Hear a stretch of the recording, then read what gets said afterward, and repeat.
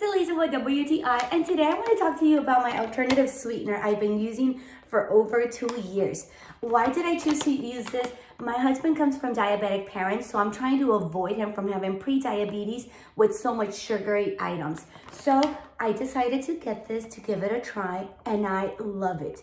I love it for several reasons. First of all, it's the same measures as regular sugar. It doesn't have any aftertaste like a lot of alternative sweeteners. And I can use this for my coffee, for my baking. It's delicious. It doesn't have an aftertaste. My husband cannot even tell when I use this. And if he cannot tell, then he can take it, and that's beautiful.